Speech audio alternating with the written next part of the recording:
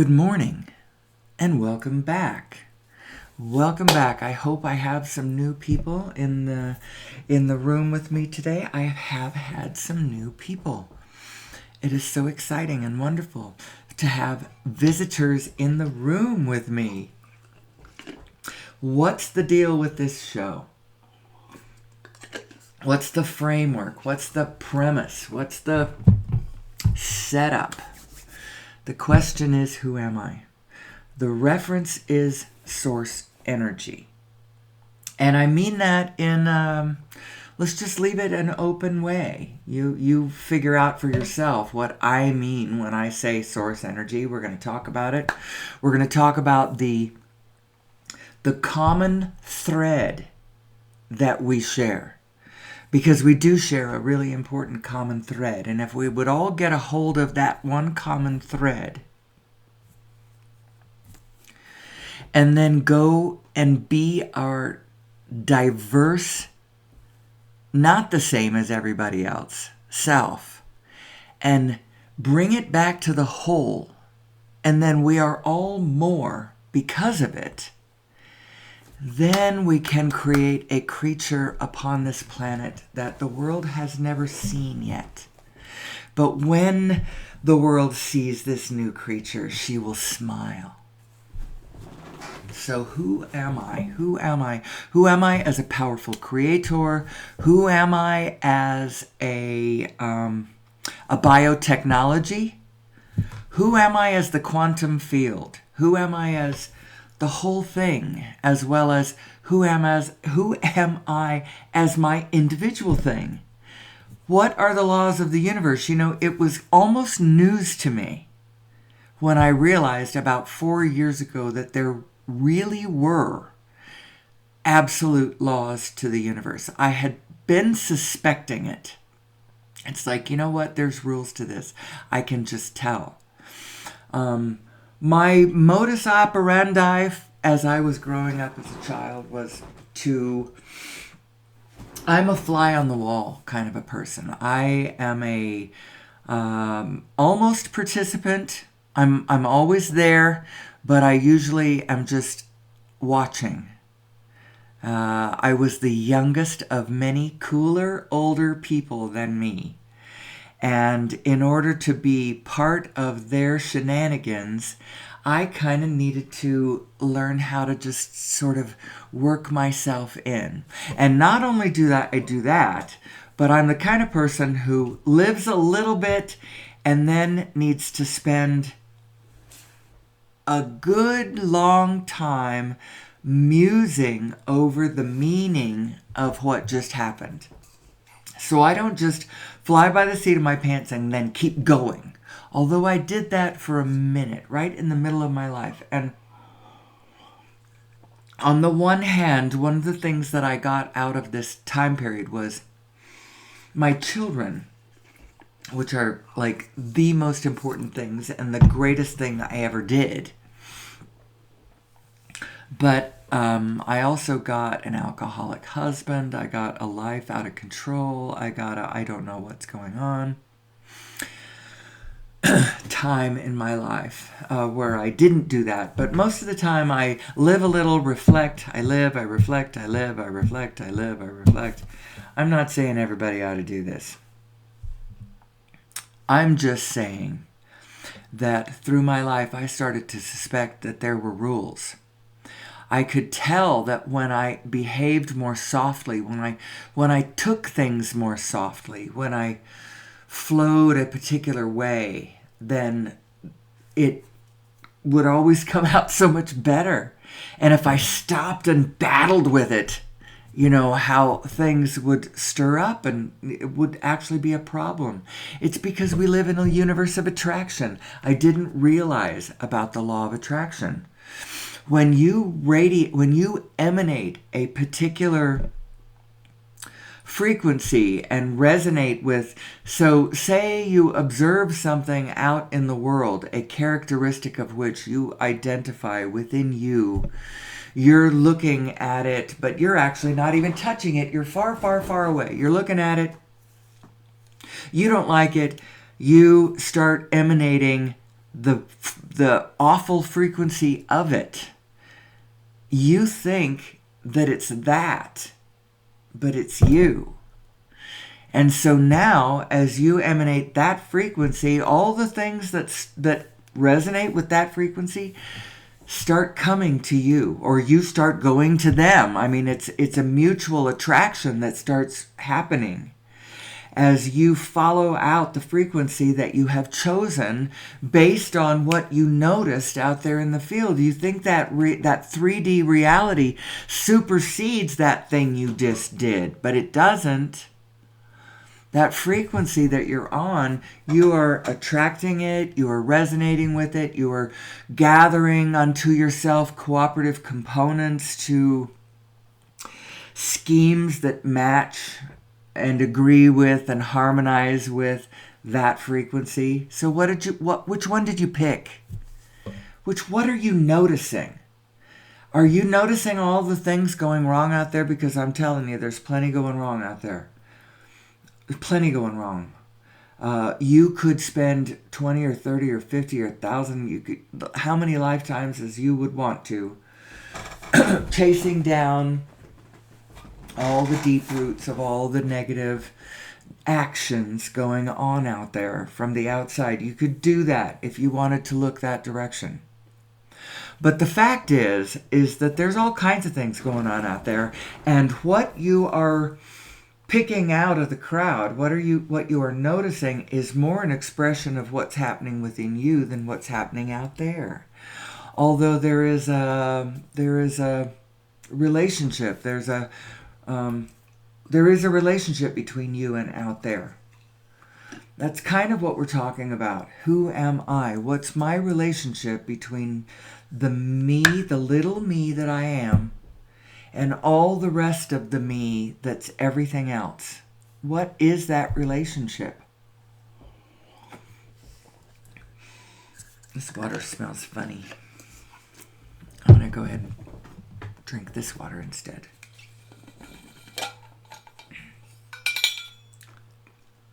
Who am I? Who am I? It's the question of the day. How does the equipment work? And how does the equipment that's working function? What are the rules of the greater field?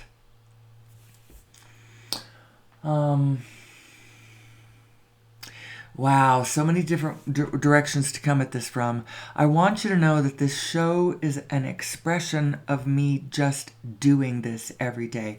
I'm musing. I'm literally musing, and I'm musing out loud. And I have taught myself to do it out loud and to allow a recorder to be in the room. And then I did that for a long time. For a while, I just learned to talk to myself. I'm just sitting there in the dark in a different room than I slept in. Get up, trundle through the dark house, sit in this dark room and talk to myself. At first, I just talked to myself. Then I started recording myself on a dumb app on my phone. Then I went to the computer, but it was Audacity, and I did lots and lots of Audacity. And then about last October, maybe, I'm not sure exactly when it was. It's coming up on a year. Might be September. But I started recording on the OBS studio. And then starting last January, I started putting it out on YouTube, although I purposefully obfuscated the title because I really didn't want anybody to find me back then. Although if you're interested now, if you have come to the show and you're interested in what's going on over here, and at different times I have walked into genius, and I really don't know where the nuggets of genius are because I don't listen to myself. And for the longest time, nobody I knew listened to me. Who knows what I said? But if you become if you become my biographer or whatever, and you want to know where this came from, start back in January and just listen to the progression of this, and you'll see the pattern. There is one group of information that I keep trying to cover, and it's such a big field of information, and then when they where they interface, it's like trying to describe where two, spiral galaxies are intersecting. You know, it's something like that. The two avenues, the two pieces of the information have to do with what does this have to do with me psychologically as a human being, as I bang around planet Earth trying to make my relationships work, trying to make my businesses work, trying to be happy, trying to keep my kids in line, trying to, keep law and order in the town that I live in, or try to make sense of God and the universe, or, all of that. There's all of that on the one hand.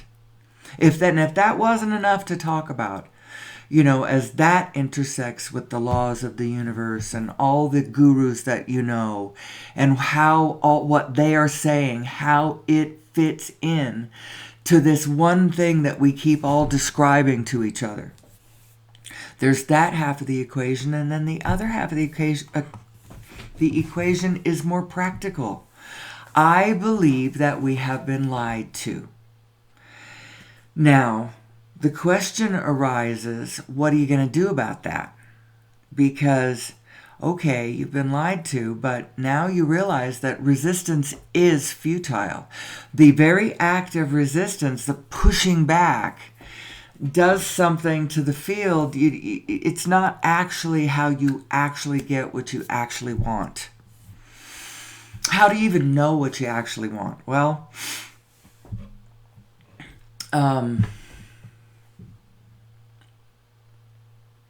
your inner being knows what you actually want.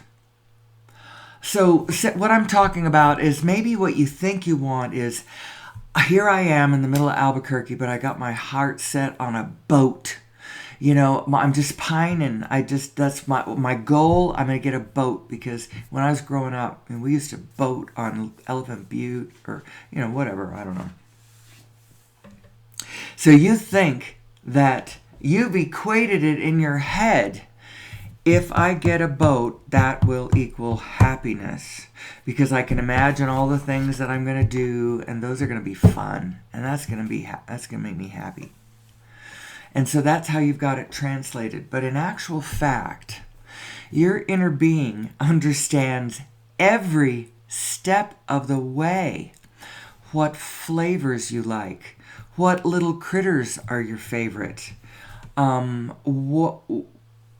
what warmed the cockles of your heart when you were young? What brands are your favorite? What, I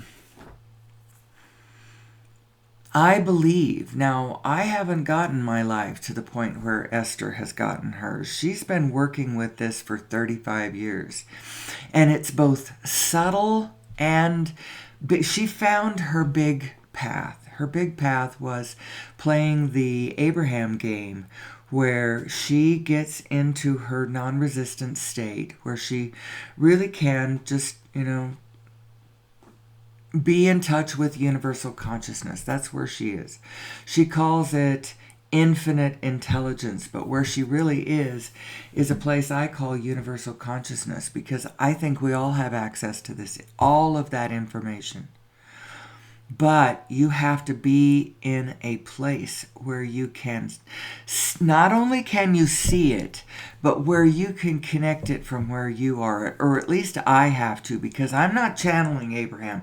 I don't know exactly. Abraham is a little bit more special because it's pure allowance coming from Esther's side as the questions from other people draw out her information. She needed Jerry. Jerry was the one who had the questions, and after Jerry, she needs the world. She needs the Esther game, the Abraham game, where they sit in the hot seat and ask her questions, and she can feel where their resistant notes are, where their allowing notes. She knows what she's talking about, the big field. Her main topic is the inner being. And as I absorbed her in 2020 is where I met Abraham, not personally. I mean, I did go to one seminar in 2022. We were all coming back out of COVID, and it was early in 2022. They were opening up cruise ships again. This was the first of Abraham's cruises, as a matter of fact, since they had shut down for the pandemic. And so it was a little different than what they usually were. The ship was way less people. There was about maybe 1,200 people, I think, on the ship, and like maybe 1,100 and 800 of them were Abraham, you know. And it was a big ship, so it was kind of an empty ship compared to what it usually was. And I was alone in the smallest suite they had. And it doesn't matter. I don't want to get into the details of this. I'm back out to, let me back out to the thesis and the two parts of the thesis. The practical part is that we've been lied to about fossil fuels. I realized that I got into a we've been lied to, but we can't push back because resistance is futile, and there's two parts of this equation, and then I got lost, but I'm going to find myself again. The other half of the equation is the practical one. I believe that the simple act of getting off of fossil fuels is the key act. It's the key one. That and the understanding of the collective nature of who we are, so that we quit fighting each other and start working together. Just work together. I don't care whether you like each other. Know that we are one being.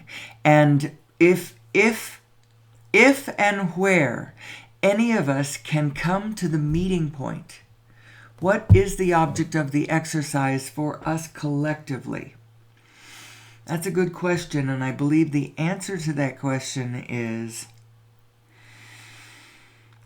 joyful sustainability, abundance, co-creative, coordinated, harmonic fun.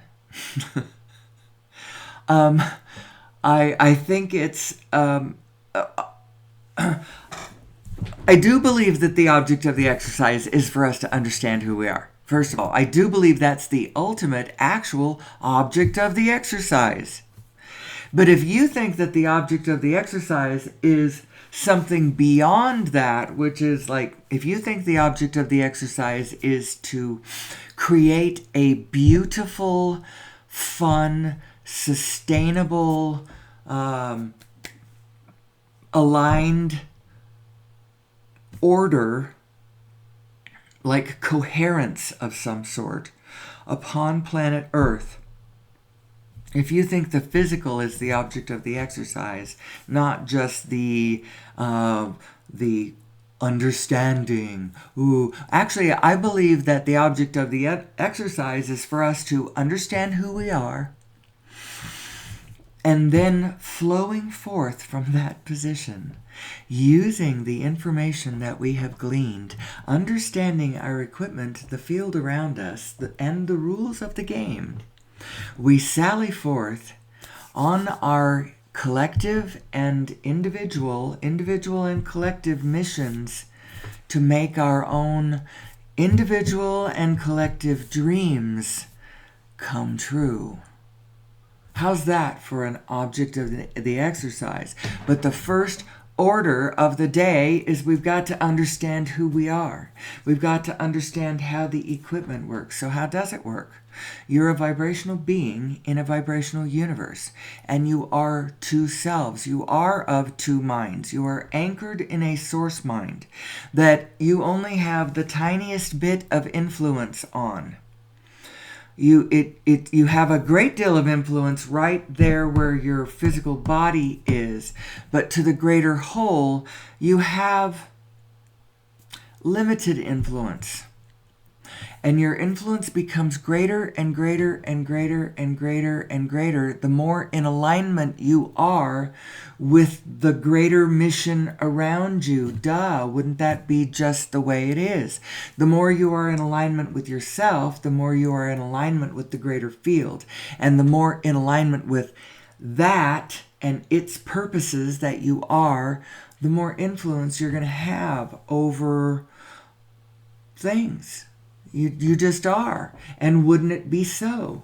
Because the more that your ideas, the more that your goals and dreams aid and abet the goals and dreams of all the field around you, the more they'll listen to you, for one thing. If you're just over there screaming your, although, I don't know, screaming the vitriol has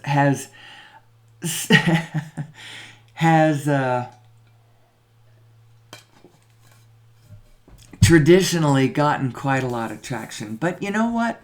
It's like Abraham says, those who are in alignment are more powerful than millions who are not. So maybe those millions of people who were out of alignment, even though it looked like they had more influence, they individually really had, they were all meaningless and empty. I'm thinking about things like, so who screams vitriol? And have we ever listened to people who spout vitriol? Maybe those who shall remain unnamed. AH might be their initials. If you're a fan of the show, and there are a couple of those out there, most of the people have come to me freshly. It was like a week ago. My first video went viral. I call it went viral, went over 200 views. And I've got a second one that went over 200 views. It's not yesterday's show, it's day before yesterday's show. I don't know who's listening to me. Somebody's found me. It's really cool. I'm not just speaking into a dark room anymore. I'm actually touching the outside world. And it's almost surreal. You know, there really is a really big, real world out there that I could make actual contact with. Who am I? Who am I, and where do I intersect with the whole rest of the field? It's all very exciting. So I've come to realize, I've come to believe that we are not in an quite as individual a situation as we once thought, or I thought we were in more of an individual situation. I have come to realize that we are in much more of a collective effort, and that we are what I call a field phenomenon. A field phenomenon because we are the quantum field. And now I've spent the last how many minutes? 22 minutes talking about maybe what the show is without really talking about the show. It's a field of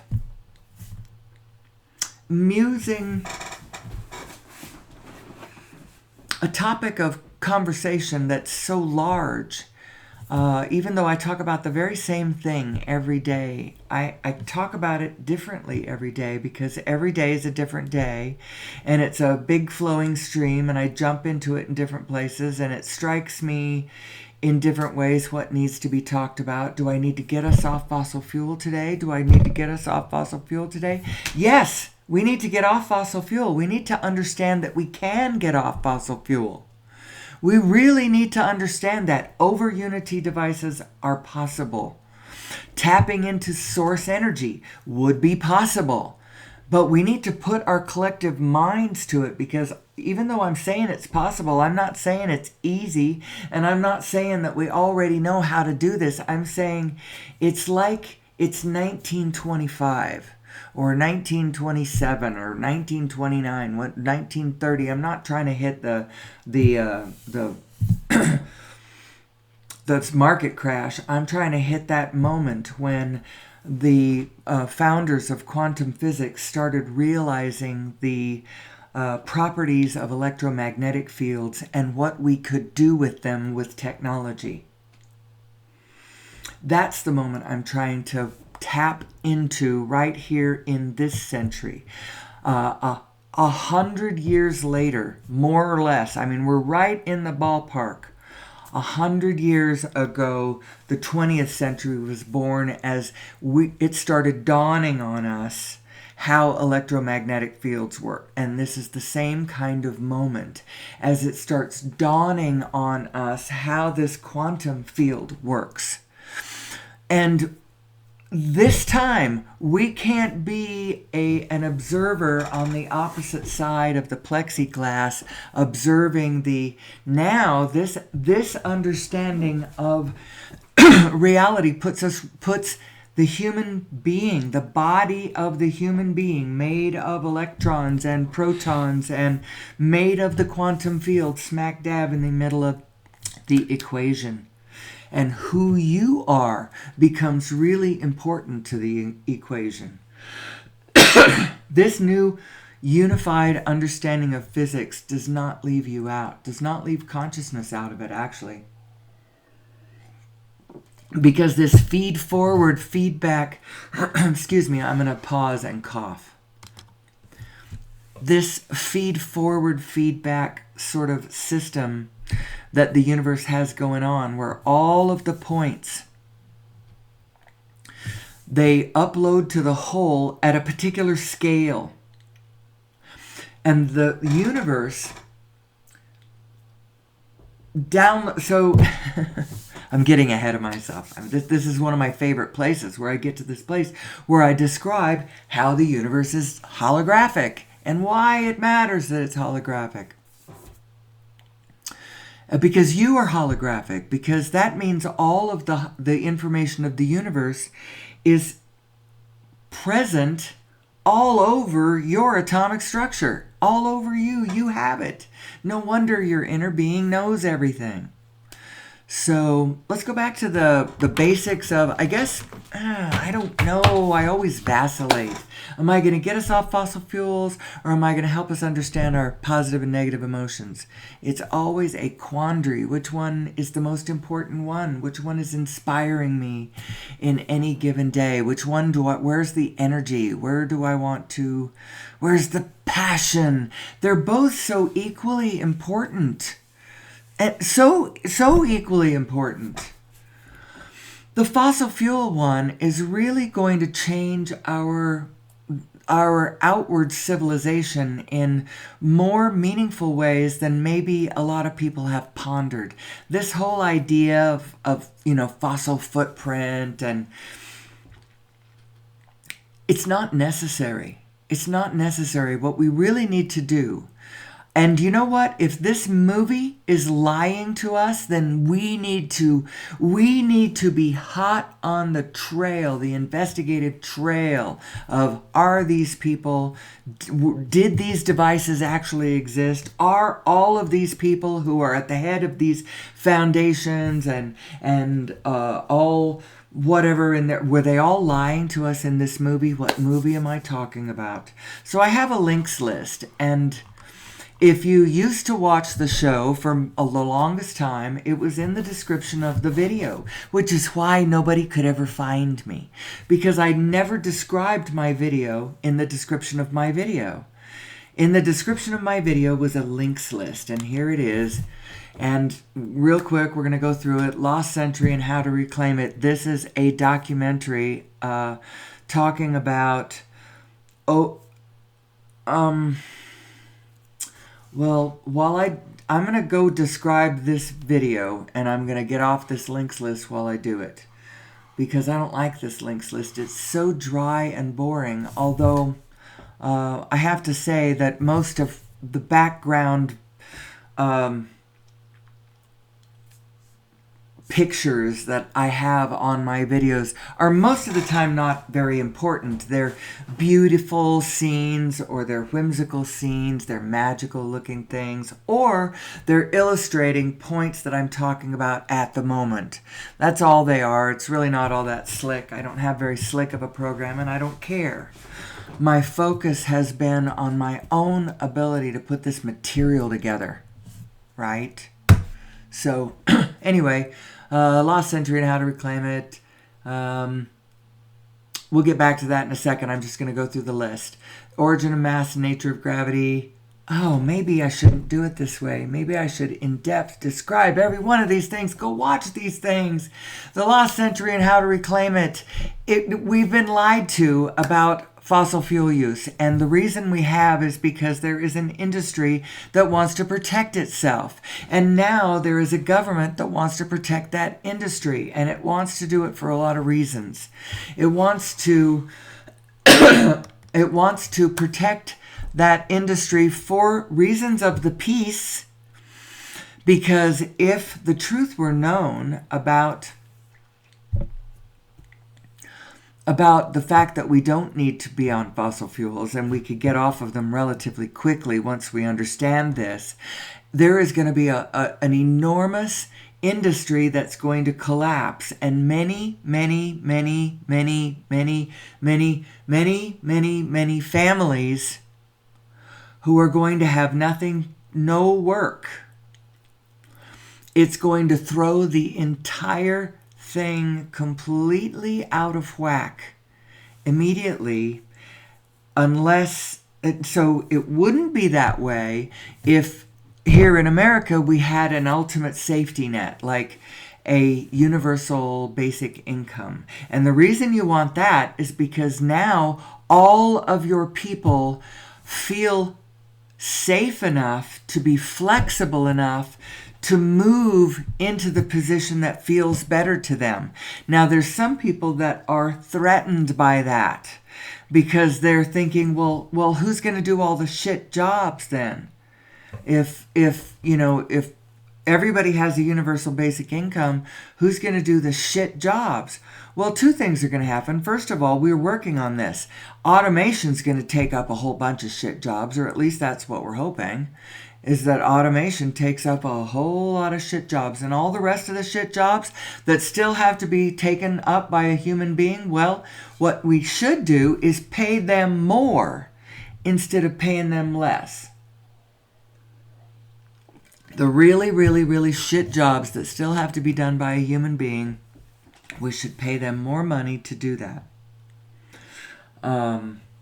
All the rest of us should be taken care of generally. You shouldn't have to worry about whether or not you're going to be able to feed or house your child.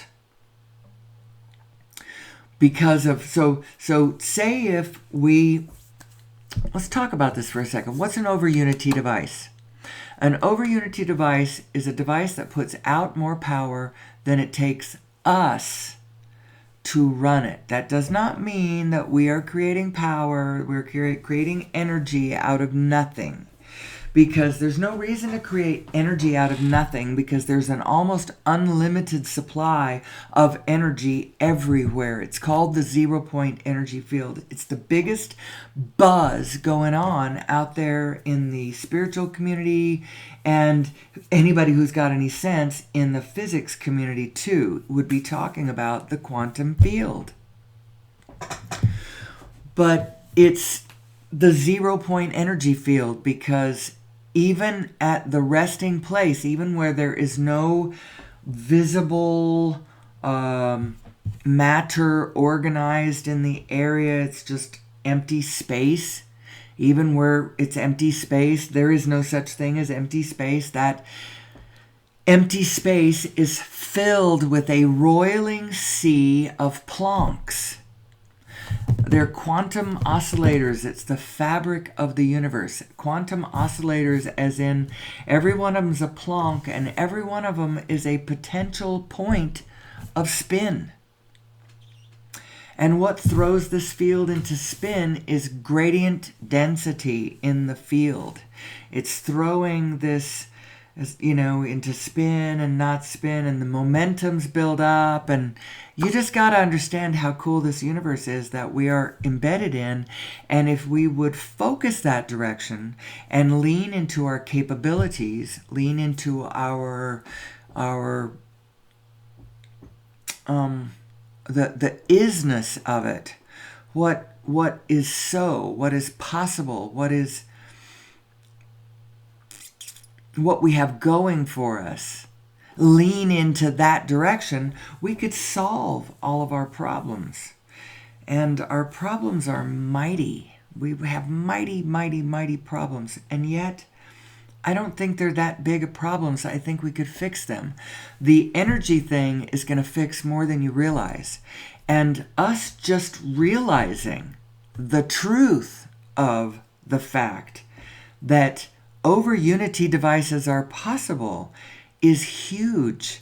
It's like an open secret that they aren't going to keep a lid on forever and ever and ever. They're just not going to. But what's going to open it up is our understanding of who we are. And I believe from that position, it's no longer a national security threat.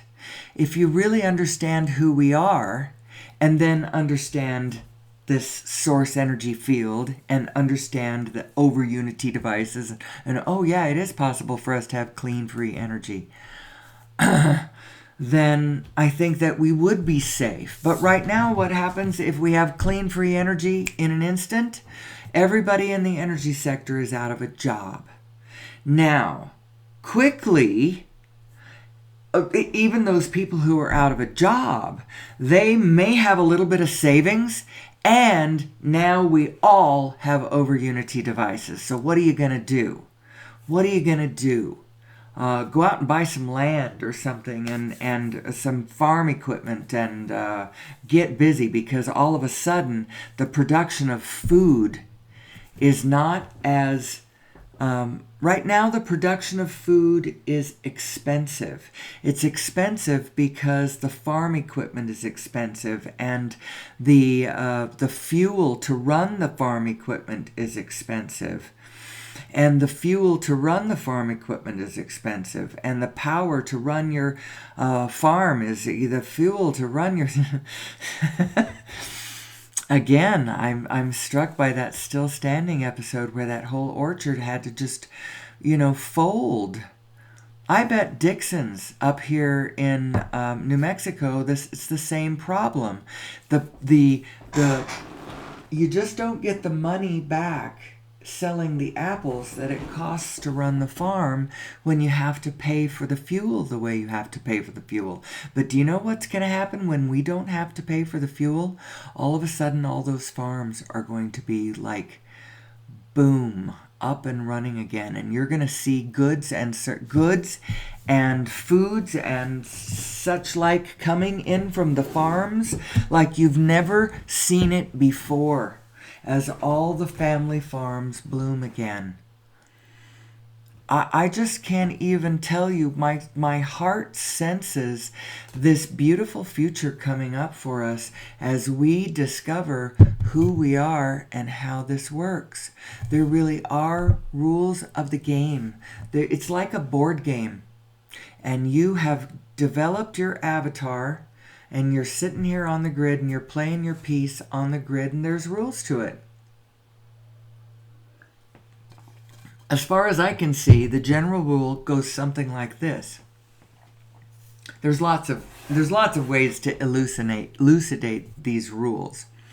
Yeah, you could write a whole user's manual how this works, and as a matter of fact, someday I will. Somebody else might write it for me by listening to all the things that I say about how this works. So, there are only two directions to go in this life.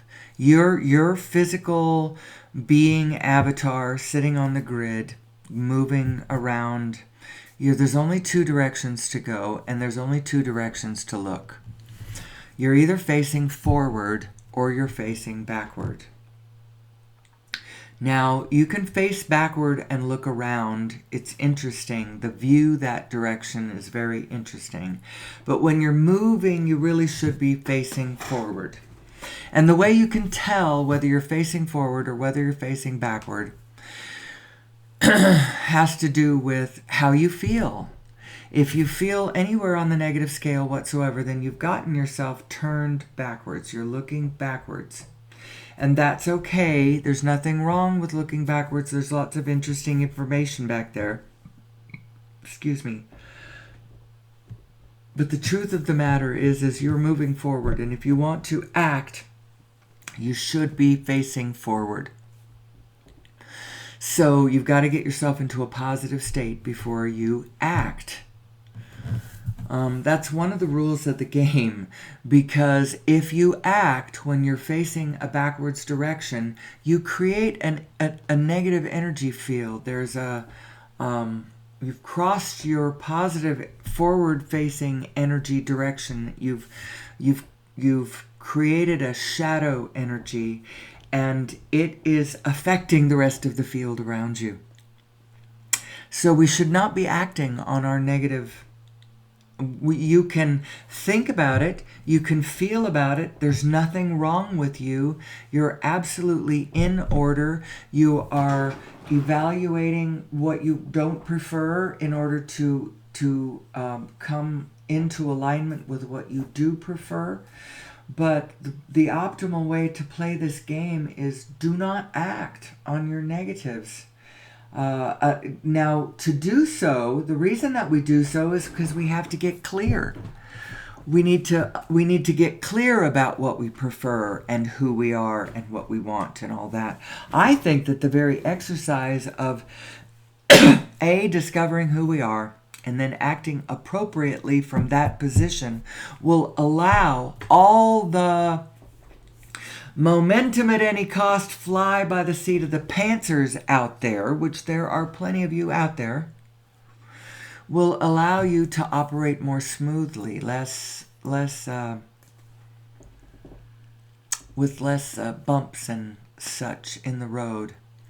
I look forward to an abundant future for all of humanity, where we have conquered gravity and our transportation systems have pulled up off the surface of the planet.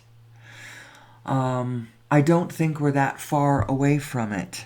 It all depends on how obstinate we are in our coming to grips with the mathematics of source energy and who we really are and how we're placed in the middle of it and where our individual lives intersect with it and what's the win-win-win-win position and what we're really all about. What is the object of the exercise? The object of the exercise is joyful sustainability. I used to say sustainability, but I think joyful sustainability, because we do not want to just like eke out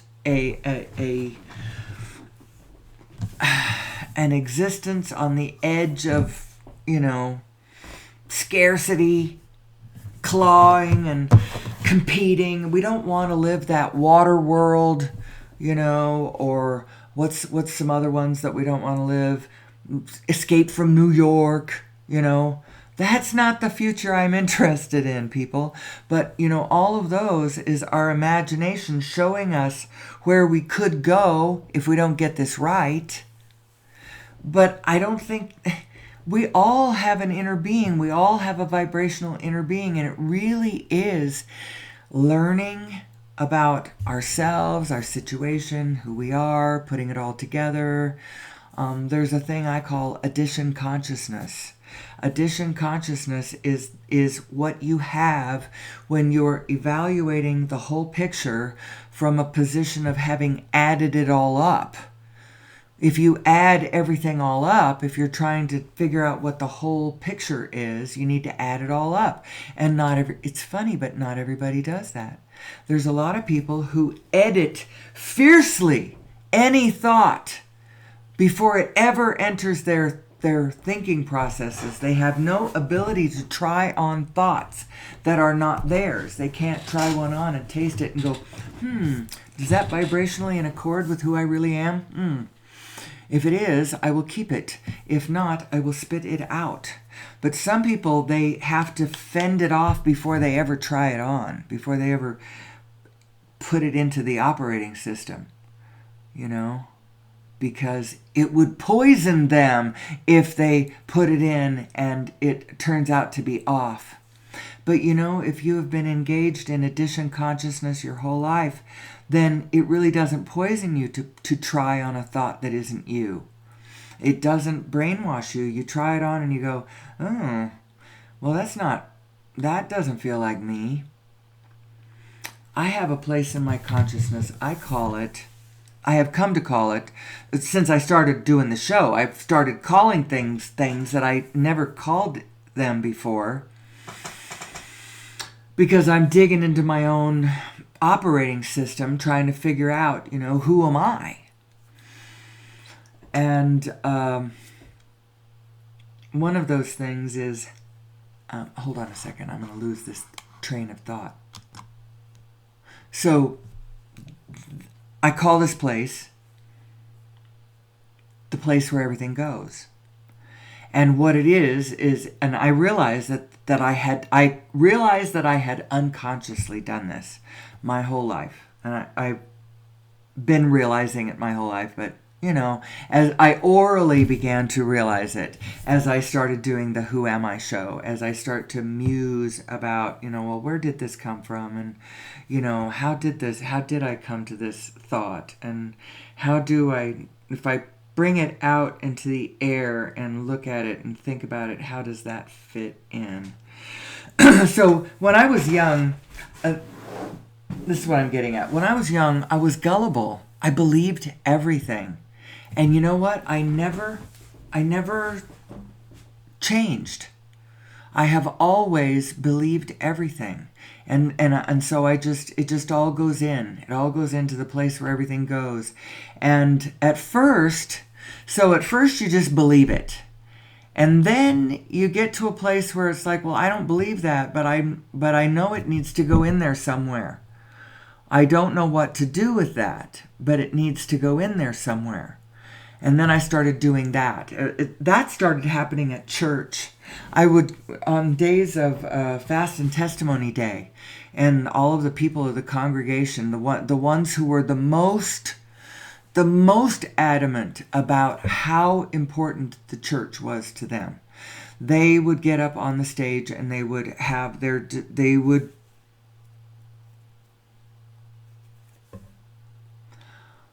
bear their testimony.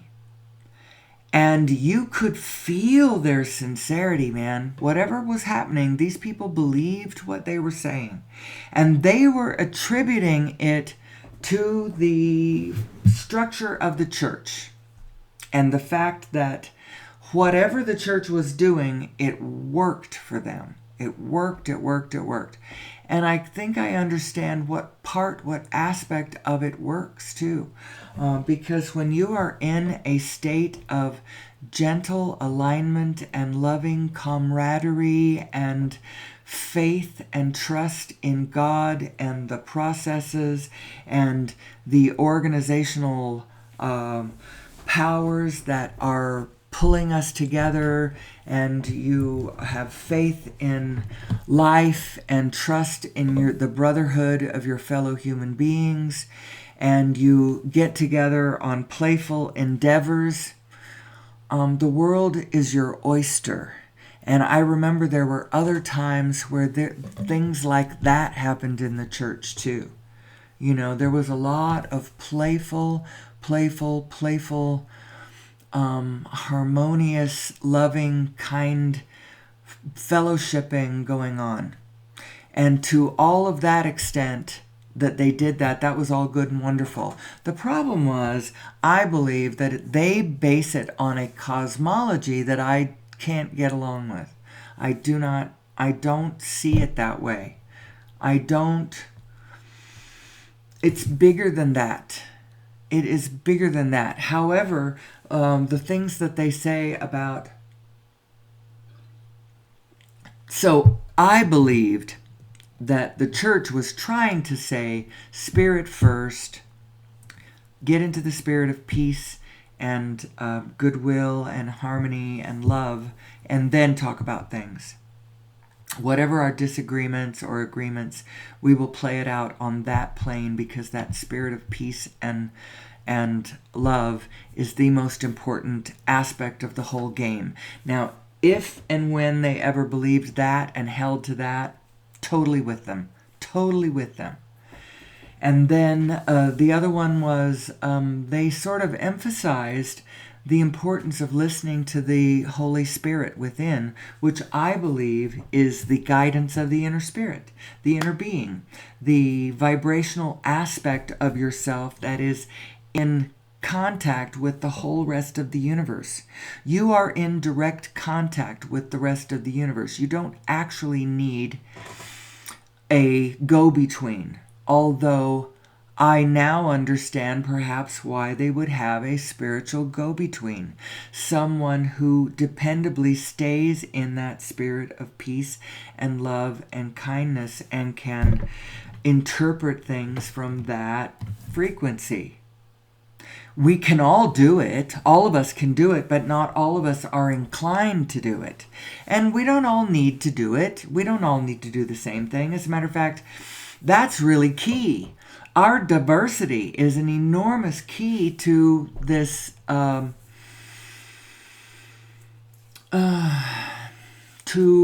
the solving of our conundrums and extracting ourselves from our quandaries. Understanding the whole picture and how we relate to it and how our equipment works and functions and the laws of, and putting all of this stuff together. See how hard this is? There's so much to it.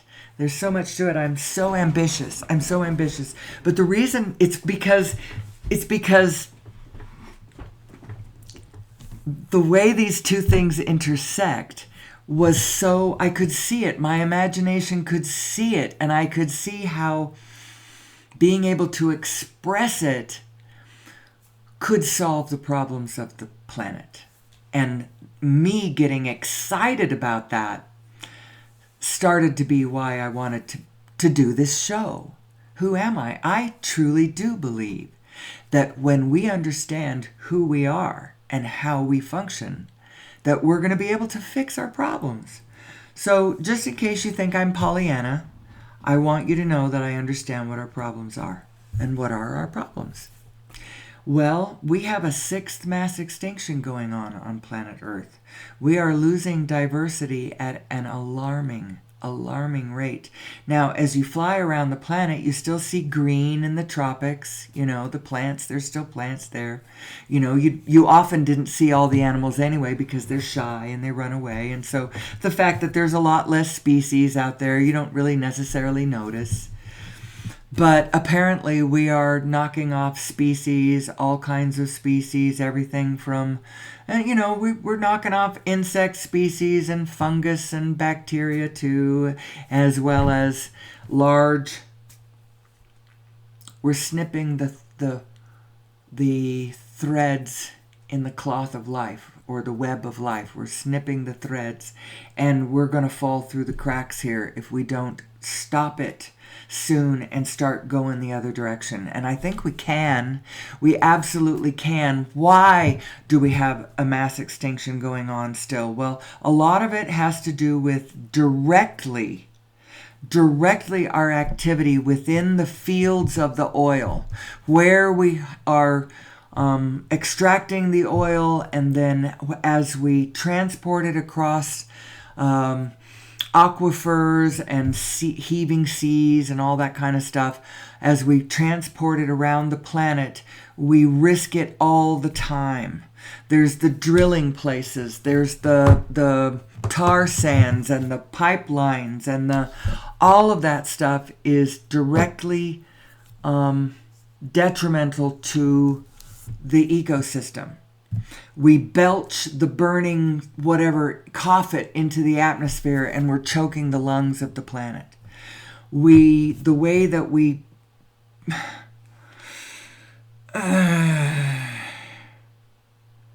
all of that's creating sixth mass extinction.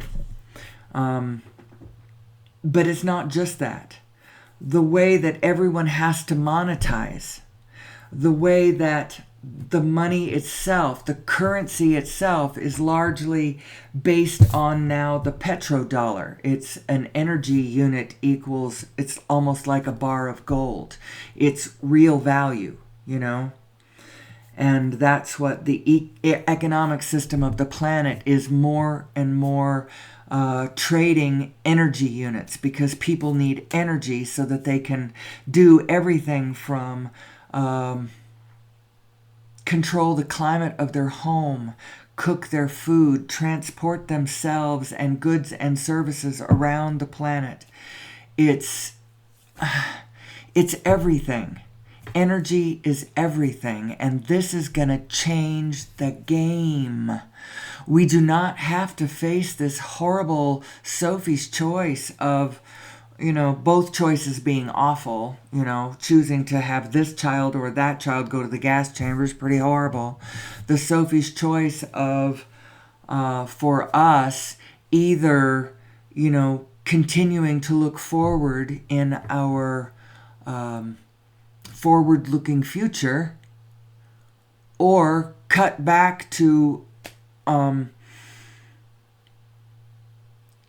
it's not scarcity and it's not audacity. What is it? It's, what is the word? I just cannot think of that word. It's crazy. It's the word where the government cuts back and back and back and back, and there's nothing trickling anywhere for anybody. The fact is that money is the currency that keeps all of us moving with our ideas and with our. But these days, what you really need is you need the energy. You need the energy. That apple orchard up in Manitoba, or I can't remember where what province it was in.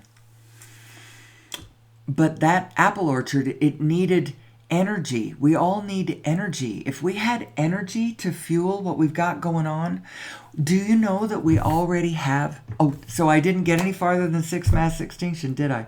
So these are the troubles of the world. Sixth mass extinction, garbage island, growing deserts, desertification, global poverty, war. I know we've got more.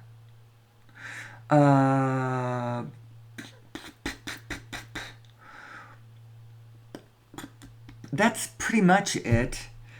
The troubles, even like, so poverty. You might think that I'm talking about like India or Africa or something like that.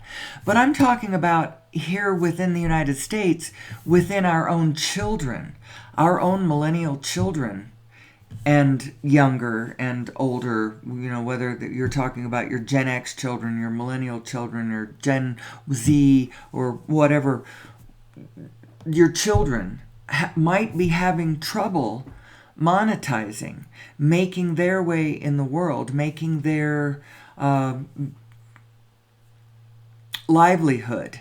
Now, maybe what they had to do was like sell out and join the collective as it is, because you kind of have to do that, don't you? You pick a career amongst what we got going on, and okay, I guess I know we got a flawed medical system, but there's money there, so I'll go be a doctor. I can see what they're talking about, but I know that the medical field is not where it's going to be, because energy medicine is where it's all about, and wellness. We have so much illness. We got illness care going on right now. There's way too much illness. The future that I see where we're going to end up eventually is where we're all well. And I don't see that now, so I don't think that where we're going on. Let's see. I sense that I have gotten away from myself. So, what I do in my show, this is what I determined to do as I started this project about a year and a half ago. I remember turning to a friend. We were at a Greg Braden concert, and at one point they had us visualizing what our goals were, what we saw our future to be, or what any ideas we had about, I don't know. I had a really clear idea that what I was trying to do was I wanted to channel, but I didn't want to channel a different being. I don't want to channel somebody from the other side of the universe, and I don't want to channel a cadre of infinite intelligence, although Esther looks like she's having a lot of fun doing that. What I really wanted to do was I wanted to channel my own inner being, because I had spent a life with an interesting start to this. I thought maybe I might have something helpful to say from my own side because of my own history of caring about bigger things. I thought maybe if I channeled myself through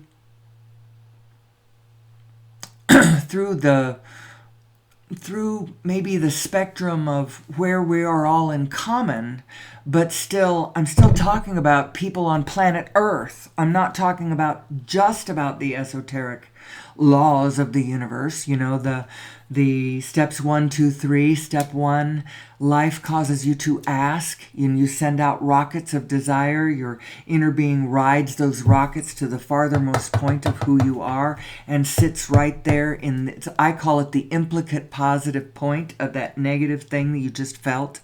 Your inner being cannot feel negative emotion. That negative emotion is only coming from you taking small thoughts that don't resonate well with your big thoughts. That's what that sensation of negative emotion is. That's all it is. So your vibrational self that is not not bound by your physical self, your vibrational self reverberating cleanly through the universe, has no negative sensation, can't feel the negative. So when you feel a negative and your inner being marks it, it can't mark it in a negative place. It marks it in a positive place, and it's actually where you want to go.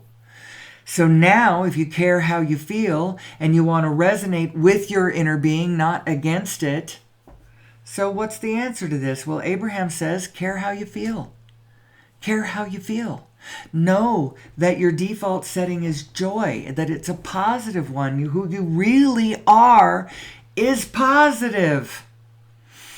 And if all you have ever felt is negative, well, that's actually not true. Even if you are a mostly negative person, you feel positive sometimes when you look at something that you love or you're grateful for, whether it's your Jesus or your grandchild or your cat or your husband or your something.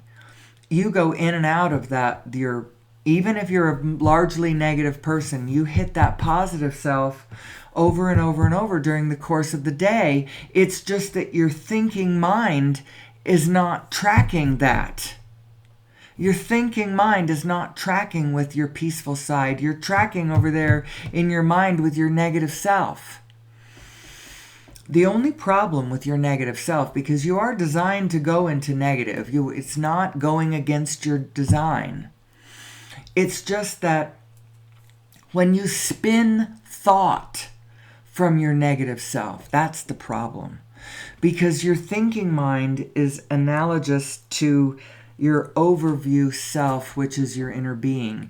And when your thinking mind takes small, mean little thoughts, when it relates to the greater mind, there's a something gets rubbed the wrong way. There's a discord, there's a dissonance. Those two frequencies do not line up with one another. And that sensation that you find so uncomfortable is simply negative emotion. You think you're required to feel the negative emotion because you are chained to the conditions of the physicality around you, because we have been raised in a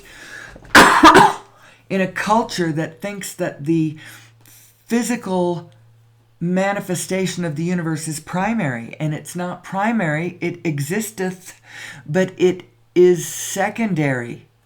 Primary is the vibration. The vibration comes first. What it feels like matters first. And so the answer to all things is learn how to identify those positive, peaceful, loving, kind frequencies how to identify them, how to hold on to them, how to train your thoughts to think with them. We are one being, people, and our continued existence on the planet is going to depend upon us aligning with our greater selves, and our greater selves are aligned with each other. We are in cooperative, joyful, playful, individually called order. Or at least that's what we should be. We should be. If we did that, then the whole world would line up. And you know what? I know what we're going to do. I know what's going to end. What are the businesses of the future? Well, it's so obvious. It's so obvious I can't even... It's hard for me to believe that everybody can't see this. The businesses of the future are the little eateries and the little... the Airbnbs and the little villages that everybody wants to go visit and the cool restaurants that they want to go try. It's going to be orchards, and it's going to be goat cheese farms, and it's going to be, we're going to spend our time growing food and co-creating abundance.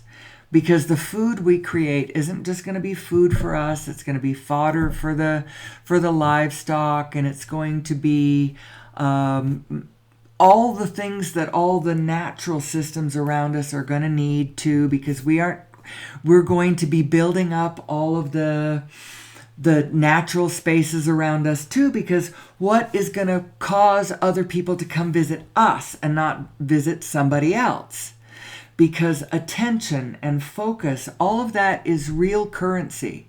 And we're going to keep wanting to travel around the world. We love visiting one another.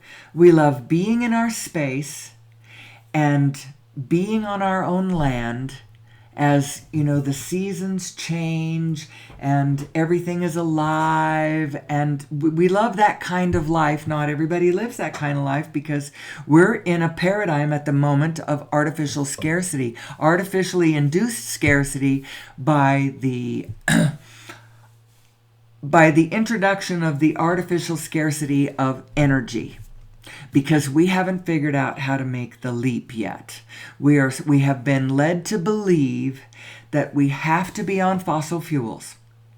Or the next choice is going to be something like the electric vehicle. And so now let's do all of our infrastructure that way. How about we don't, people?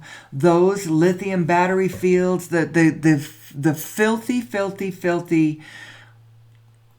byproducts of that industry isn't much better than the other. And still, they're pulling off of a grid that's largely fueled by frickin' fossil fuels. We've got to get off of it. And the first step in understanding how to get off of fossil fuels is we have to understand it's possible to get off fossil fuels. I believe that tapping directly into source energy is possible, but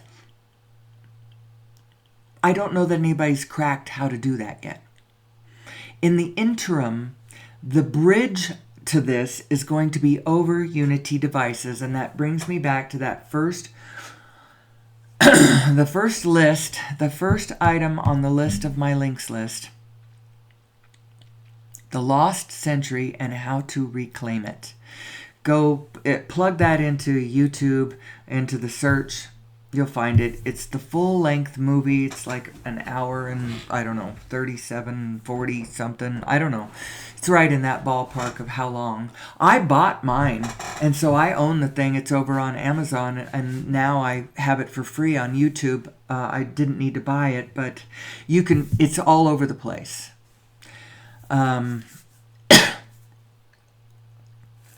What that movie will show you is a century, a history of our government, our beloved government. And I do believe in America. I really do.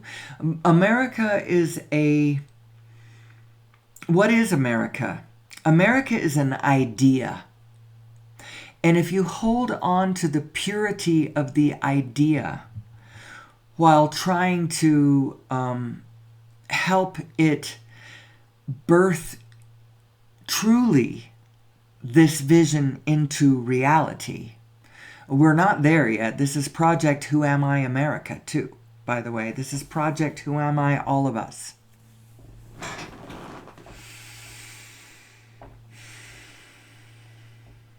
Who am I? Who am I? And where are we going? Our own patent office has been yanking these things as people, wanting to make their fortune with these devices that they come up with that put out more energy than it takes to run. And they can see, oh my gosh, this would be an empire of, but it's yanked for national security reasons. And okay, I can almost see that. Because that we are going to have a national security issue. And thanks a lot for not allowing this to incrementally, although when they first started doing this, we were going right into we had passed the First World War and we're heading into not quite to, actually I call this the World War Parts 1 and 2. That's actually what that war was. It's not 2 world wars. It was 1 world war where they kind of stopped it for about, let's see, how long did they stop it? They stopped it for about 21 years. And then they started it again. Although that Second World War didn't really start when Hitler invaded Poland. It started when he started arming with his ideas of I have to be in constant conflict with the neighbors around me in order for us to all decide which one of us is the fittest so we know which one of us survives, which is just idiotic nonsense. That's how come he failed. He failed because he had his thinking mind was not in alignment with the thinking mind of his source self. He didn't realize that his source mind had a thinking mind and that he needed to be in alignment with that. And that the way you can tell if you are or if you aren't is if you feel good. Now, I guess it's debatable as to whether your anger feels good. Anger doesn't feel good to me because I'm above that on the emotional scale. But if you're below it and you rise up to anger, that anger, as opposed to helplessness, if you feel helplessness, that anger feels a lot better than helplessness, And Hitler came out of that First World War feeling, when you start studying him and his life and his thoughts and how he aligned what his thoughts and his feelings were and his assumptions about the world, and then, drew a line under all of that, summed it all up, then went, aha, and sallied forth,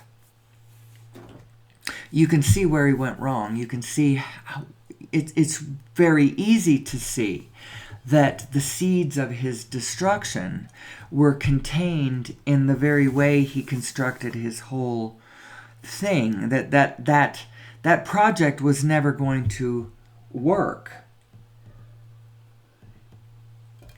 In olden times, it's perhaps possible that he could have locked in a paradigm of, Kim Jong-un has got locked in a paradigm that appears to be holding because he's got nuclear weapons pointed at the rest of the world saying, back off, we're going to figure this out. I'll talk about Kim Jong-un another day. I'll have to think about him for a while before I want to jump in and start running my mouth off about something that could be very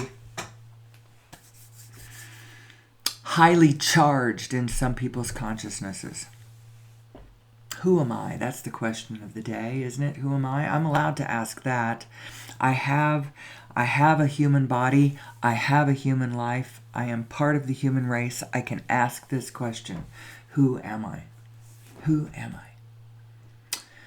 and work on talking for an hour and a half to 2 hours every day on the topic, trying to get someplace interesting.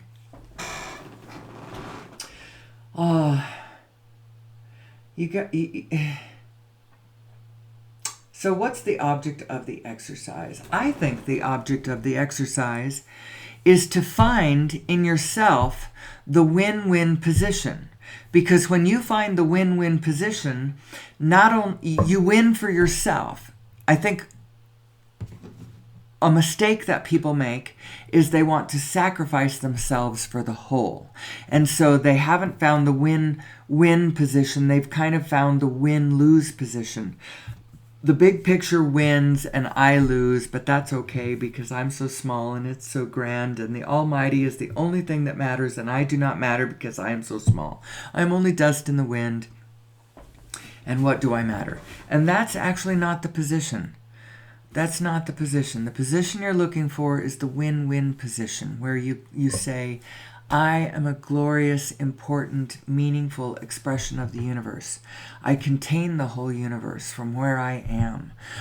The very fact that I am here means that I am important. I am a really important, integral part of the integer that I am part of. That sounded stupid and redundant. But so you're an integer all the way up and all the way down. You're an integer to the whole. You're an integral part of the wholeness that surrounds you. You in your smallness are an integer unto yourself. It's because it's all fractal, black hole integer reflections of the. It's a big mirror. The universe is a big mirror. And that's one of the secrets of it too, because like a mirror, if you want your life to be soft, to be kind, to be smiling, to be joyful, to be fun, to be playful, it's like a mirror. So if you want it to smile, you have to smile. You can't wait for it to smile and then you respond, oh, the universe is smiling, I'll smile back. You have to smile and then the mirror will smile back at you. That's how that works. And it's how come we get it backwards? We think that the materiality is primary and that our consciousness is supposed to be locked on the materiality. And we're just monitoring it. And when it's good, we feel good. And when it's bad, we feel bad. You know, and when it's bad, then life is bad because the materiality is primary. And we are just passing dust in the wind. And when we lay our bodies down, we're gone. And that's actually not the truth of the situation. The primary aspect of the whole situation is you. And you are the one that is assigning meaning to all that you see. That's what you learn. It's one of the first things they start teaching you in the Course in Miracles. That in a way, everything outside of you has no meaning. You're the one assigning it meaning. But from a mysterious vantage point, the whole thing is you. So I'm not saying that the universe has no meaning when I say that you're giving it all the meaning. The universe is very meaningful. I find a great deal of meaning in the universe. But you're the one assigning it. It isn't... Who am I? Who am I? It'll make you crazy. If I was going to do this like a talk,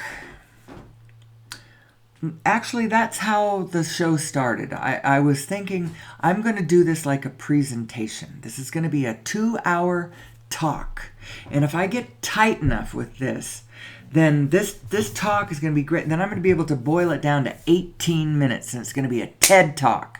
And then everybody's going to watch my TED Talk and or whatever. I had dreams of how I was going to do this. And then it just didn't quite turn out that way. The talk, in a way, isn't getting tighter. But my ability to flow around the material is getting easier. You know, as I flow between the ideas of Nassim Haramein and his... So what is Nassim Haramein's view of the unified? How would that be a good idea? I'm an hour and 20 minutes basically in. Do I want to start describing the shape of our universe? So this was the last paper that he published, The Origin of Mass and Nature of Gravity. This one was published back in September. There's a couple of other people listed on there. Cyprian Hermon Prez. I know that is not the way he pronounces it. Olivier Alaral. That's probably closer. I'm sorry, Mr. Guillermo Prey. I butchered your name. This is the full abstract to that paper. And this paper is describing how materiality goes from an not organized sea of Plancks into the organizational structure of as matter comes across the event horizon of the 0-point energy field, you could say. And they also talk about Einstein field equations and the Schwarzschild solution describing the proton. And as a matter of fact, their calculations predicted the radius of a proton, the actual radius of a proton, to be 4% smaller than what the standard model said. And when in Switzerland they were able to actually measure more accurately the radius of the proton, they found that Nassim's figure was that figure. As a matter of fact, Nassim's figure could even be more accurate. But in any case,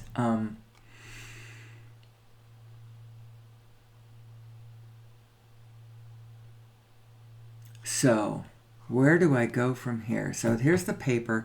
I captured a bunch of screenshots from that paper, and it's listed in my links list as I need to learn how to use YouTube so that I can put these links in the right place so that you can share my playlist while at the same time I still get the benefit of having a proper description in my description list. So the first one was The Lost Century and How to Reclaim It. I've pulled up the links list again. We're going to go through this really quickly. That is a documentary talking about the history of over-unity devices and the potential of our civilization to move into the true 21st century where we have conquered gravity. We understand gravity. We pull our transportation systems up off the surface of the planet. Now we do not have to reinforce our frickin' bridges so that they carry monstrous weights of heavy traffic. You know, we need to start shifting our actual physical systems into what our future will be while we still have factory capability and we still have... Actually, we're going to be able to do all of this the very second that we have all the energy we need. Then everybody can do everything. We have everything we need to solve every one of those problems I talked about before. We have all the technology that we need to... we can resequester carbon into the earth. We can desalinate all of the seawater that we could have resorts up and down the barren coast of dry Chile because there's an ocean right there, and you can desalinate all the ocean water that you want. How much oceanfront, beautiful, beautiful resort property did you just open up? Oh my gosh, it's going to be amazing.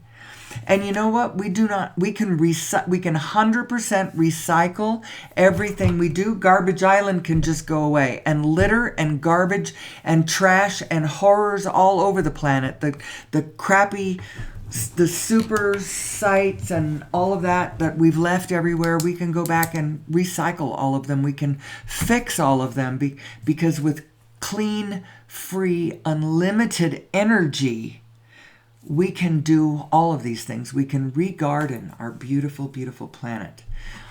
Second link, Origin of Mass and Nature of Gravity. That's the video that describes the paper. And then the next link was to Quantum Revolution. Put that in, put all these in YouTube because that's where they were. Quantum Revolution, you'll get the first episode. I don't think you'll get the rest of the episodes. All of the rest of them are over on Gaia. I think. You might be able to find another way to find these. But the first one is the physics of a unified universe. And then they go into the fullness of space and spinning space-time and the holographic mass solution, the holographic universe, or I can't remember the name of that episode, but it all talks about it being a hologram, the holographic nature of the universe. And then the new model of the Big Bang, how our universe is a black hole, and it's flinging off particles through Hawking radiation, as a black hole will do. And what our universe most likely is a very, very, very, very, very, very extremely, extremely, extremely, extremely, extremely dense, tiny, tiny particle coming off of a black hole universe of a deeper density. Flings off this tiny, super, super dense particle, hits this space of less density, and it goes gaboom, or ga-big bang is what it does. But it's not an isolated event. It's not a unique event in the universe. This is how universes are born, and this is how our universe was born. That's another episode in the series. Anyway, the whole series is very interesting, and he describes the shape, how the mathematics, how the scales of it work, you know. Then The Connected Universe. That was the first movie that was made about his work. It was published. It was put out in 2016. It's a documentary, The Connected Universe. It's narrated by Patrick Stewart. It's really good. Then the next one I put in was Living in the Future's Past. This one is narrated by Jeff Bridges, but it talks about us as a superorganism. If you do not have a sense of us as being one being on this planet, we are. We are a superorganism. People call it different things. Bruce Lipton calls it humanity. Some people call it mankind.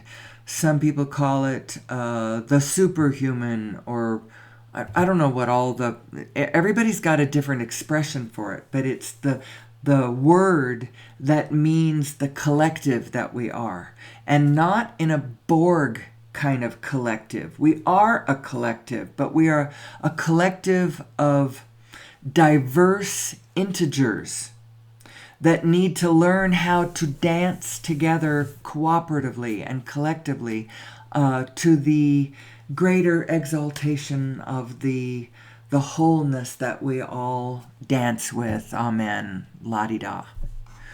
Let's see. The last, The Origin of Mass and Nature of Gravity paper, that one is not on YouTube. That's on zenodo.org. And then the last one, I actually don't say what it's a link to, researchgate.net. Go put Nassim Haramein in the search engine of that, and you'll get a whole bunch of other papers, articles that he's written and stuff, all describing the shape of this universe that we are in. It's very, very interesting.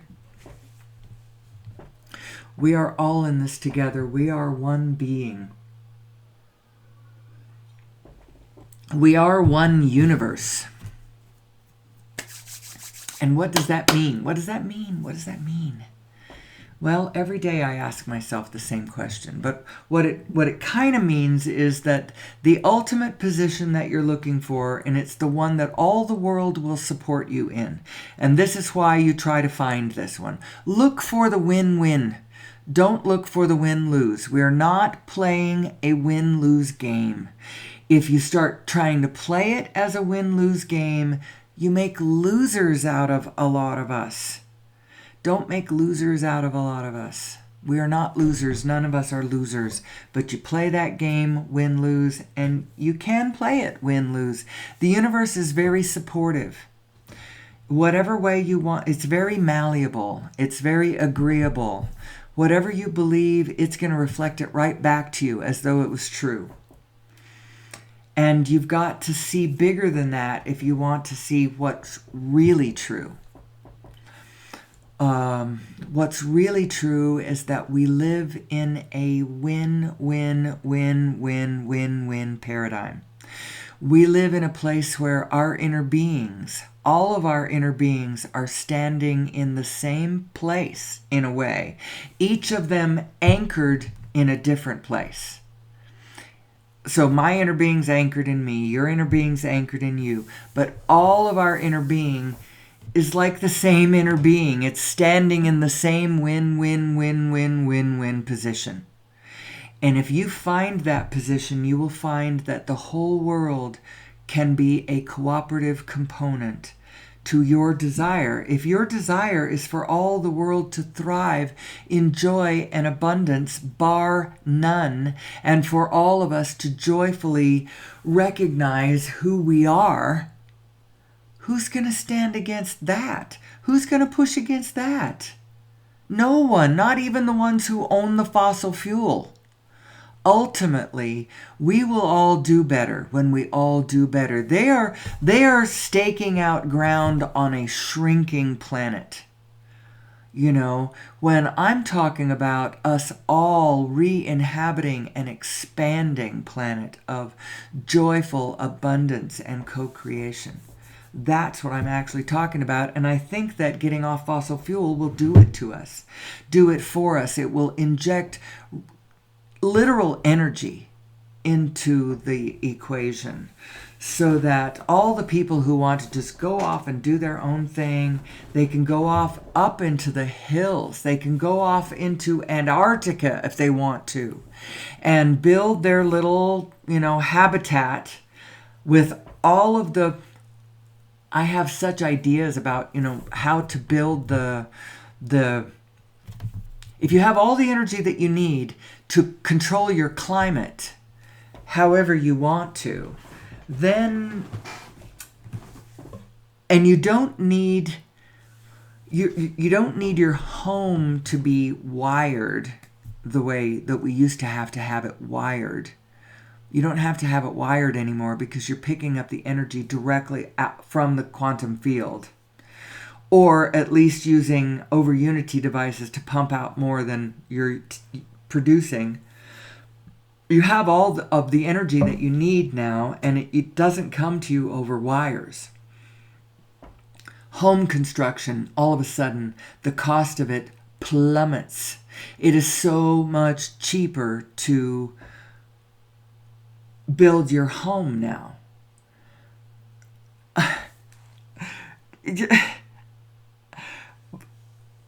Land that you didn't used to think was land that you could survive on because it wasn't connected to the outside world, and you have to be connected to the outside world because through the connection of the outside world comes the wires that brings you the power. Do you realize how the world is going to change when we don't have to do that anymore? It's going to get really interesting. Do you know how interesting the world is going to get when fences don't matter anymore because we've pulled our transportation systems up off the planet and we're now whirling around defying gravity? Yes, we're going to have a lot of problems. Absolutely, we're going to have a lot of. We're opening up all kinds of new cans of worms, is what's going to happen. But I'm tired of the old cans of worms. Let's fix those old cans and let's open up new ones.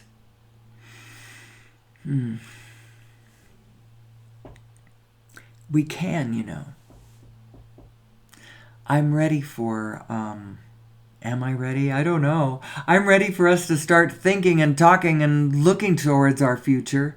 The future that includes all the energy that anybody needs to make whatever they want to have happen. You know, one of the things that's going to happen is as we all go off into the bushes armed with our devices that give us all the energy that we need. So now we can carve our we can go back to the land and carve our little piece of the whatever out of nature.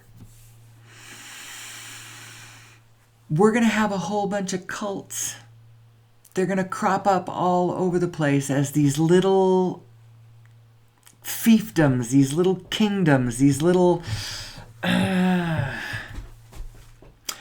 tyrannies pop up. And that's why it's really important that combined with this getting all the free, clean energy that we need and want needs to come with it an understanding of who we are. Who we are and how this works so that we can unravel all the cults and the dictators and the tyrants and the whatever that are going to come out of everybody going off into the woods and doing their own thing. There's going to be a lot of potential for that sort of little off integers sort of appearing out in the bushes. It'll be interesting. Anyway, who am I? Who am I?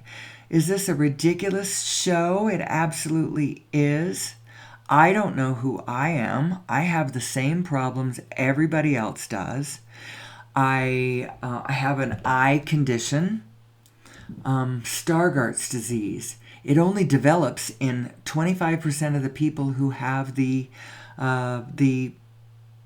genetic marker for it. So I am faced with the question, why did this appear in me? How is this working out for me? Because I do believe Abraham's mantra, things are always working out for me. Things are always expanding to the forward, and I either keep up with it or I don't keep up with it. And if I don't keep up with it, then my inner being has ingenious ways to help me around my own resistance. And it's very possible that my closing down of one aspect of my vision is causing another aspect of my vision to open up. Because it is not acceptable to me to feel bad about my eyes. It's not acceptable. I know that I live in a mortal body of flesh, and it's not perfect and it's not forever. And so I don't expect everything to be perfect. Maybe I should. I don't know. I have the same problems you have. I have kids trying to make it in this world. And I would like to help them. I would like to help them understand how it is your state of being that you are addressing your situation. That is the determining factor as to whether or not you are flowing into something that you like or you are flowing into something that you do not like. Your state of being as you address the issue is the determining factor. It is what matters. Your state of being is what matters. And because we're talking about reality and the manifestation and all that, I mean literally matters. It's literally the point of it's...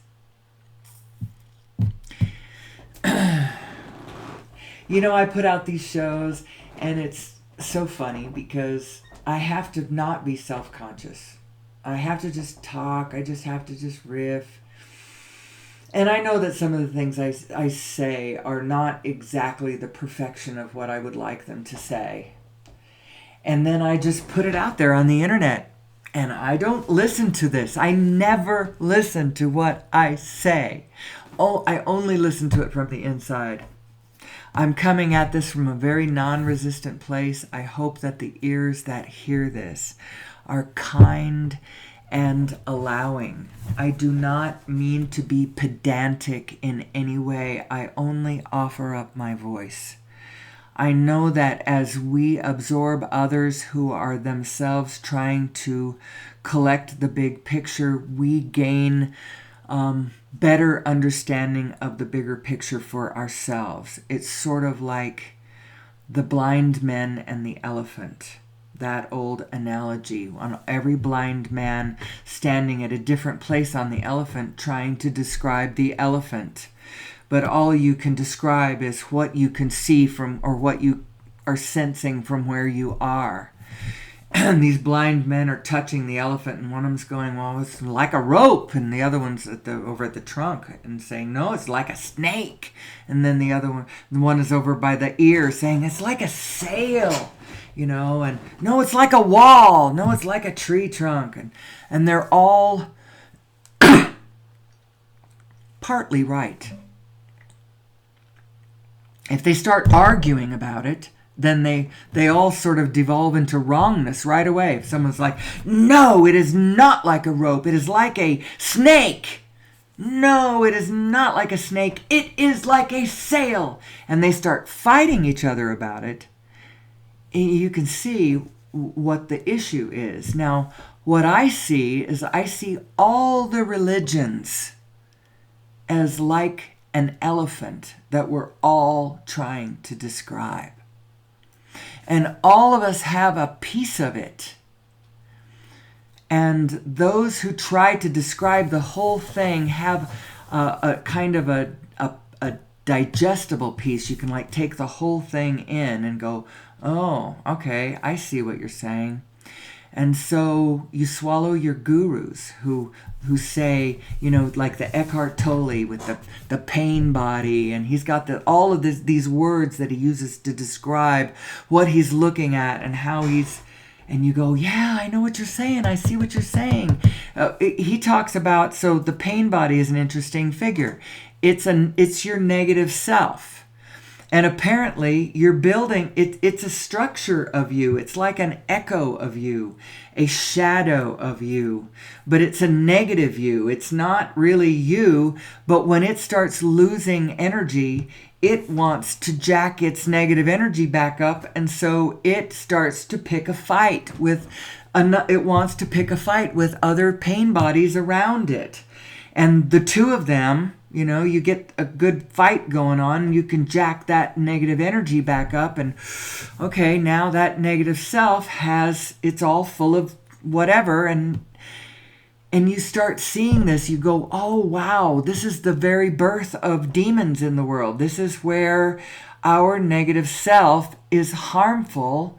It creates a shadow energy. When you cross your own energy stream, and facing backwards, you act. See how all these words come back together? You create this demonic energy, this Shiva energy, because we are a field phenomenon. You are more, your who you are extends past where your body is. You are the whole field of quanta interacting with I realize that I have a lot more describing of this to do before it's really clear. It's about as clear as mud. Or did I say anything that made any sense there? I did mention that it's holographic. How is it holographic? It's holographic because the plonks, the solid plonks, are reverberating across the universe. And through the interference pattern, through this whole almighty interference pattern that is being created across all the scales, all of the data of all the scales are passing their information up and down the line through this reverberation of the Planck field. It's holographic. As every Planck instant, you upload your information to the whole, and the whole is reverberating its information down to you. But what's it gonna look like to you as you get the information of the whole? It's gonna be general. It feels general. You're the one who picks the specific.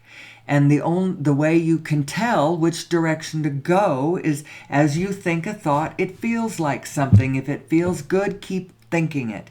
If it feels bad, spit it out and find a better vantage point.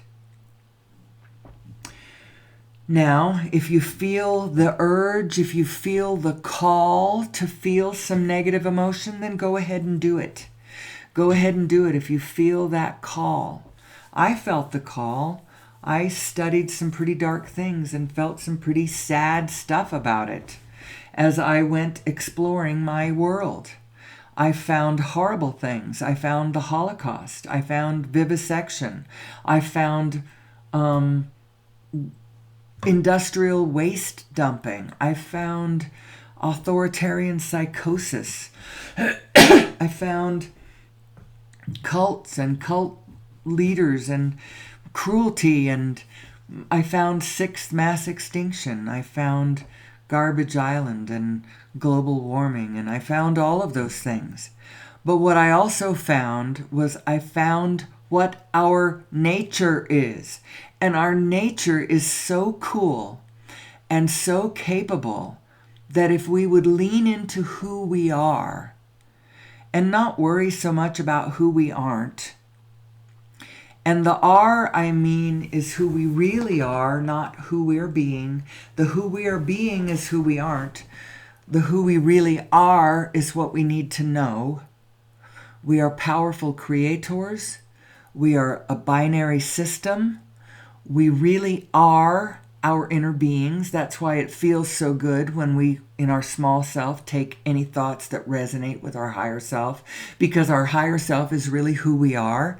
And so when we take any thoughts that resonate with our higher self, we feel like we're at home. We go, oh, that's who oh, this is familiar. Oh, I've been here a million times. Oh, of course, this is who I am. This is who I always am. This is who I always am.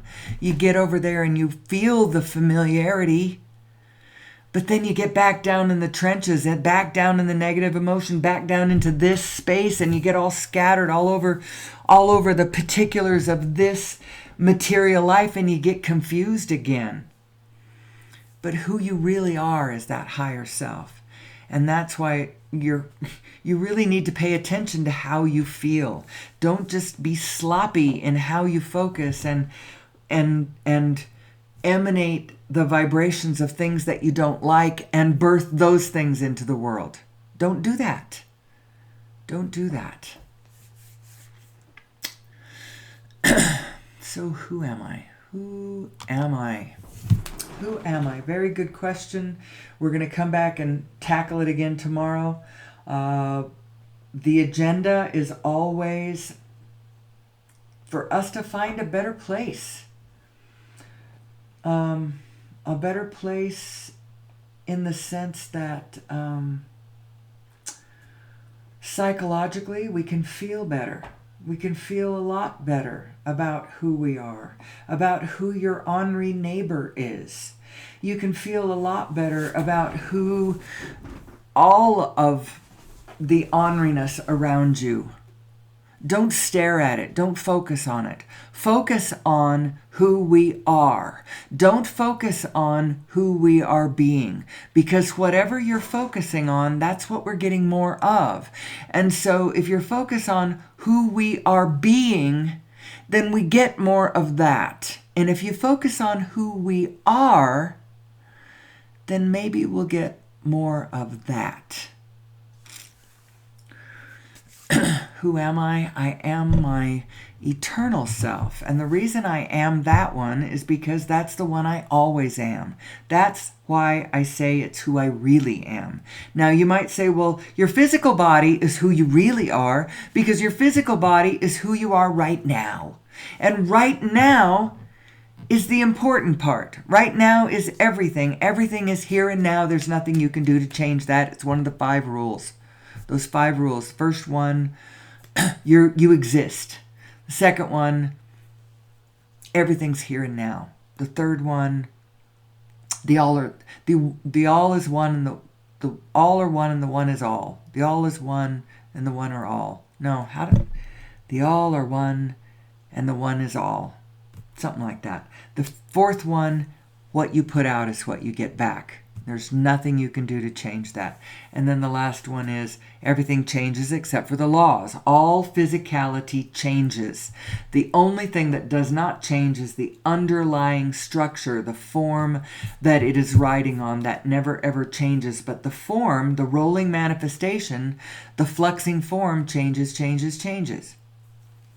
But everything is here and now. So if I am my physical body here and now, isn't that who I really am? Well, yes, that is also who you really are. But the fact that you are your physical body did not stop you from being this eternal self that you also always are. This continuum of you, this eternal energy continuum that is connected to all things. That's who you really, really, really are. And if you can lean more into that, and as you are your physical self,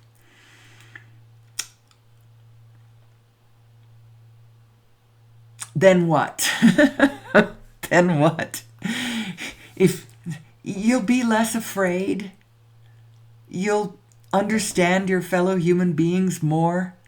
You'll understand this gentle, non-personal, beautiful, loving, non-judgmental organizational force that is trying to guide us to our better selves, our better way, our kinder way, our abundant, joyful, beautiful, playful future.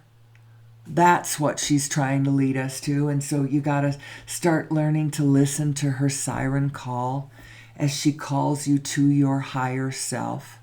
Who am I? Who am I? Who am I? I think that's good enough for the day. I think I've done as good a job as I could to get us to a place where we understand ourselves better and where we are going in this world. I will come back tomorrow and hopefully I will do a better and better and better job at this. Someday I would like to maybe have a live show. Maybe not all of them be live, but try one where I get people into my space and they can ask me questions. We can riff about this. Just as long as you know that we're in a place of no resistance, we're not pushing back against anything. The assumption here in this room is everything is happening for a reason. We are all here for a reason. Everything is working out for us. There is nothing to push back against. When you push back against stuff, it gets hot and multiplies. The things you don't like get hot and multiply. And so it's just a non-resistant space of trying to figure out, who are we? Who are we and how to understand our world better. While at the same time, I'm a little bit pissed at those people who've been holding us to fossil fuel. Although we do not have to push back against them in order to get what we want. We just have to know who we are. And so we'll come back tomorrow and we'll work on it and we'll work on it and we'll work on it. Unless, of course, I go play golf. But we get to play golf later in the day now, so I will probably be back. And if not tomorrow, certainly the next. I love you. I appreciate you. I'm so glad you are with me on this journey today. And hopefully you'll be back on the train tomorrow. And so until tomorrow, may the source be with you.